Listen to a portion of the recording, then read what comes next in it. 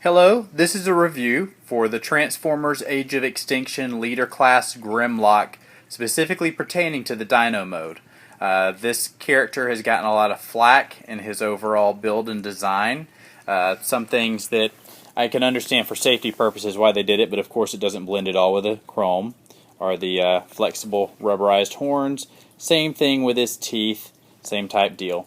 I'm going to show a couple of issues with the pose. And one of the biggest complaints is in the most pictures you see it some like at this angle or up close, letting you really kind of see the dinosaur head, but really kind of obscuring the body, where the tail looks kind of stubby, a little bit stunted for the fact that his torso looks so long.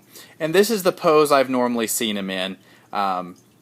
He has barely any room for leaning down or leaning up. Either one can kind of make him a little bit top heavy and he falls over. So I'm actually going to show some issues I found with posing him that way, as well as correct some other misconceptions. One of them being that oh look, he's got a posable head. Don't know really why he would look straight up like that. It looks awkward, and he can look down like that. One of the first things that I found is it actually the head fits quite snugly once you put everything together there. It covers up a lot of the gaps, and at that point the neck doesn't seem to have much posability. Now of course you can move that, it gives you the freedom to do that, but I don't think that was their intention per se. But now of course it looks like he's looking upwards, and if I were to lean him forward so that his head's not looking straight up, he falls down. So here is what I found that actually corrects that and is going to make him more in line with, say, like a Jurassic Park version of T-Rex. I think one of the issues is a lot of people I've seen do it are keeping the leg a little bit too straight to give him the height. I think the biggest problem with this toy is that he doesn't seem to want to keep proper height. For him to keep this kind of height, he would need a much longer tail, which they unfortunately did not give him. I would hope maybe an aftermarket company might make an add-on kit for him later. But what you're actually going to want to do is go ahead and take the legs, point them a little bit more forward, put his chin on the ground like that. I'm actually doing that right now because I only have one hand to work with since I'm doing this on an iPad. Now the next thing you're going to want to do is give him some more bend at the knee. Now the bend at the knee is something that can be adjusted more later, but I'm going to show you exactly why I do that here in a second. Once you've got the knees bent, we can kind of work with the exact stance on the legs. Now at this point, just moving the legs forward to where the knee is center of the body, the hips jutting a little bit more forward. It has lowered his stance overall, which that's the biggest disappointment I have. But if you were to look up some photographs of Jurassic Park's T-Rex, not too far off in height for the size and shape of the body. I think another thing is this now, the actual anatomy of a dinosaur would place the start of the tail right behind the hips. So this whole section here is tail.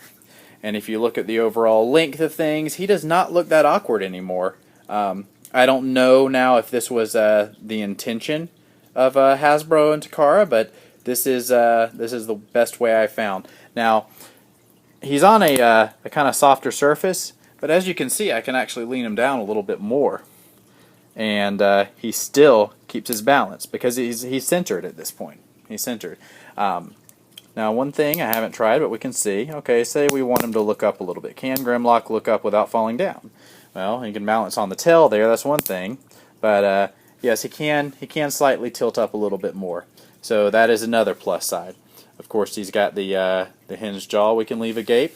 The coloration. I think if it was evenly colored all the way across, God forbid they would have chromed out the whole thing. That would have probably been terrible. I'm not really happy with the chrome that's on there. It's one of those things that can damage easily, and I would rather them, for a collector, either chrome the entire thing out or left it alone.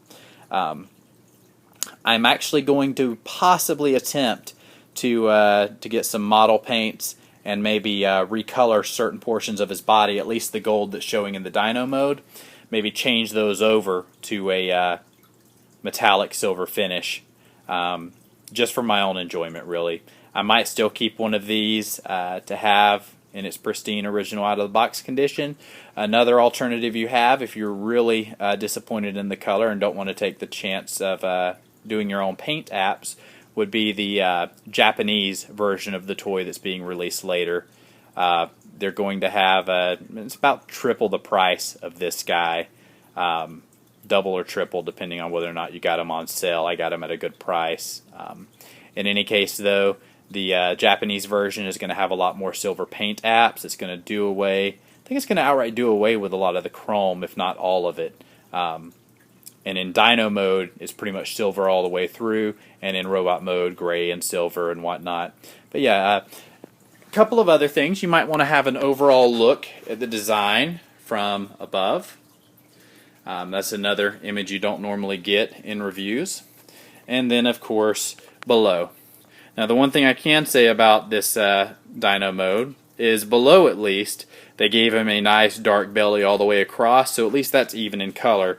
It's more so on the back where it gets hectic. Again, in the demo images for this character, all of these portions that are chromed, as well as the portions that are chromed in robot mode, were actually golden originally. Still not color accurate, but closer in line with what they did with the Voyager class. I think the chrome was a gimmick that was unnecessary, and that's most people's main complaint with that. But yeah, overall, he doesn't really have all that bad alignment between the hips and the tail. As you can see, the length of the front torso from the point of the hips is not all that far off from the length from the back of the hips to the tail. So thank you for watching. I hope this helped you make a decision on the purchase. Overall, though, finding a better pose for him, I am a lot more happy with this than I was originally when I ordered it. I thought I was going to pretty much have to keep him in robot mode, and that would be the only option for display. But he's not all that bad this way, as long as you pose him appropriately. Thank you.